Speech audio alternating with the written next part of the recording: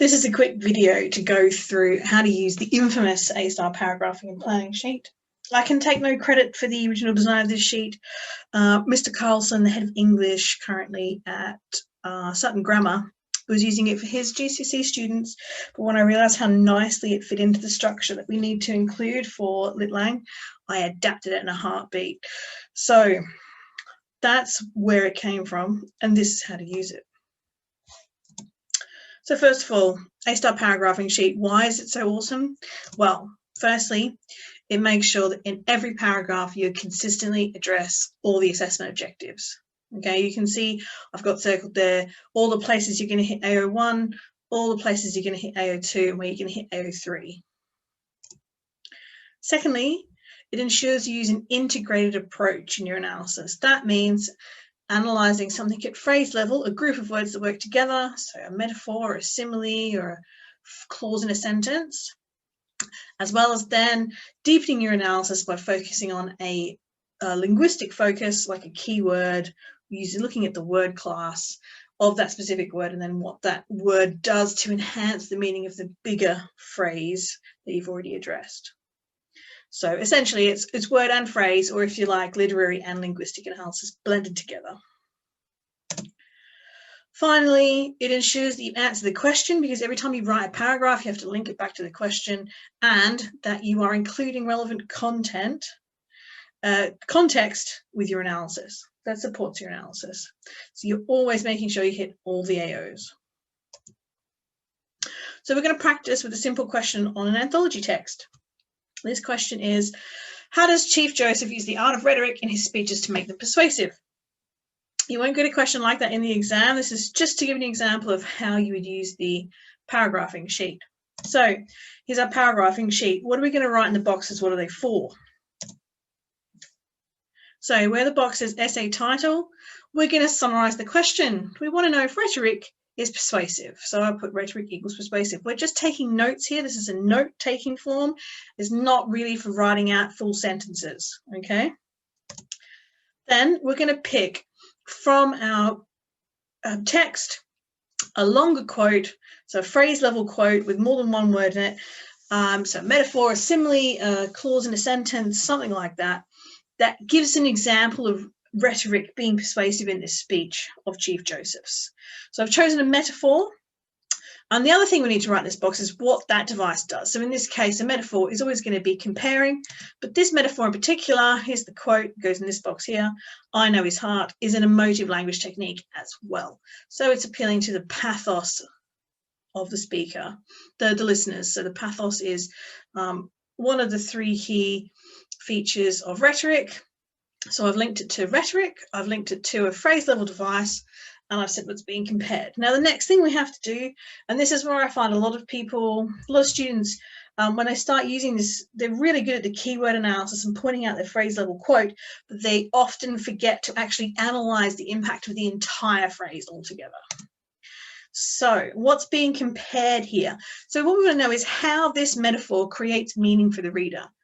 So in this quote, Chief Joseph compares Chief Joseph to his pursuer, General Howard, which shows they understand each other and that there's trust between them because they have some kind of common ground. If Chief Joseph knows what's in General Howard's heart, then they clearly have some kind of connection. It also suggests that Chief Joseph understands General Howard and his actions and what he's been doing. And because he's willing to, he talks about the word heart, it suggests that he's honourable. And this helps persuade Chief Joseph's chiefs to surrender and save their people during his surrender speech. Okay, then we're going to tighten our analysis now, and we're going to focus on just one key word. But importantly, I want to know what type of word it is, because an abstract noun like heart, which emphasizes with feelings, is going to be different from the common noun heart, which would be like the thing that's beating in your chest. Okay, that would be a much more gory image than this abstract idea of heart and emotion and belief. Okay, so what type of noun it is just as important as what the word heart means in this larger phrase. What does it mean though? In this instance, it suggests a deep personal and spiritual understanding of someone's thoughts and feelings. If you know what's in someone's heart, you know what they're thinking, what their beliefs are, how they feel about things. This emphasises, so what effect does it have? This emphasises the respect between the two leaders, General Howard and Chief Joseph, and again further helps persuade the chiefs that they and their people won't be harmed if they surrender. And then finally, what is the cultural historical situation here? How is this relevant? This would promote respect between opposition fighters, persuading them to respect and surrender and give up peacefully, therefore saving further lives. So obviously, General Howard represents the American white settlers, Chief Joseph represents the Native American Indians. They come from completely different cultures. General Howard has been pursuing Chief Joseph across America for many months. It's all been published in the newspaper. That's why we have his speech here word for word. So the fact that they've built up a relationship over time, dealing with each other's tactics, and shows their mutual respect of each other as leaders and warriors, I suggest. And the idea that warriors are somehow have this code of honor, even in this time, whether they're from the white settlers or from the Native Americans, shows that mutual respect, which is where Chief Joseph can say something like, I know his heart. Okay, so that's fine. We've got some planning ideas. We know what it all means, but how do you make it into a paragraph? Paragraph would look very much something like this. Okay, so what I've done is I've basically tried to turn every box sort of into a sentence. That's the simplest way to do it. However, when we think about where your marks are coming from and how it ties in with the AOs, what you'll find here is actually if you break it down into the AOs, here you go. So everything in green is for AO1, everything in blue is an analysis at AO2, everything in 3 is context-based. You'll notice that there's context all the way through.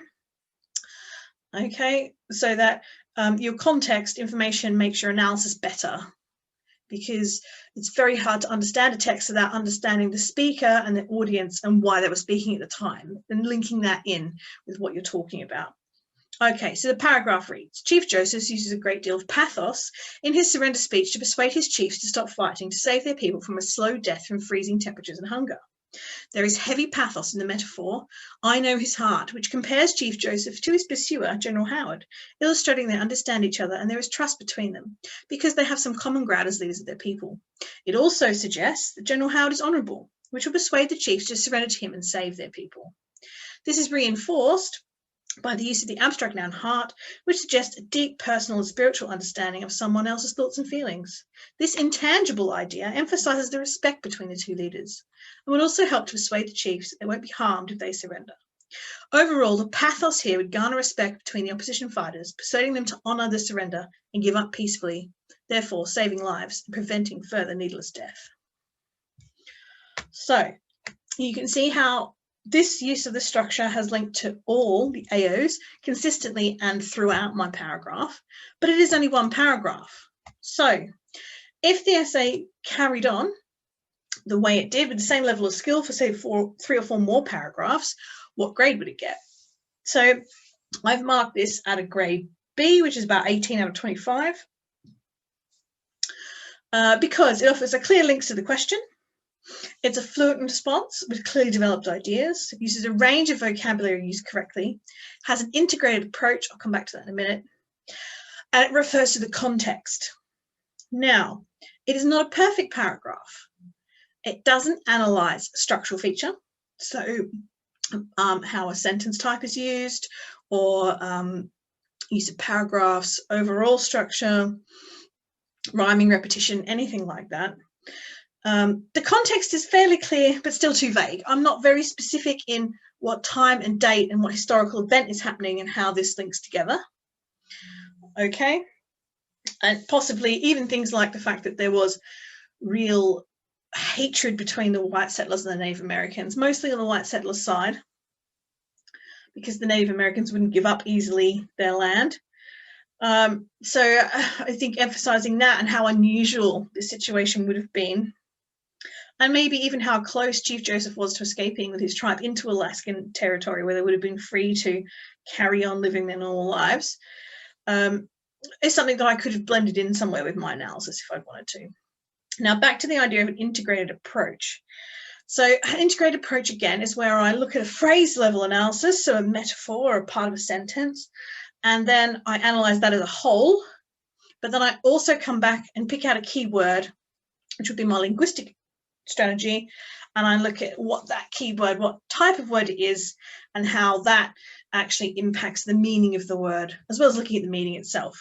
So what I'm doing is I'm blending my literary techniques, my metaphors, my similes, my personification with my linguistic skills. So looking at what keywords, what type of words they are, and how that affects their meaning. Okay, so once you come to grips with this sheet, you will be equipped. If you use this sheet correctly and you're doing clear analysis, you will be getting a C grade. If you use this sheet correctly, do clear analysis and blend your context with your analysis, you'll be getting a B. If you can use this sheet effectively over and over and over again, and make sure that in your limited time in your exam, in an essay, you're picking the best things to talk about that give you the most information, then that's where we're getting up to our A's. By AA star, you might even move away from this sheet. But to get that C and to master it and to make sure that you are hitting the AOs and getting all the marks you possibly can in every paragraph, this sheet is the key. Okay, I hope that was useful. Thank you.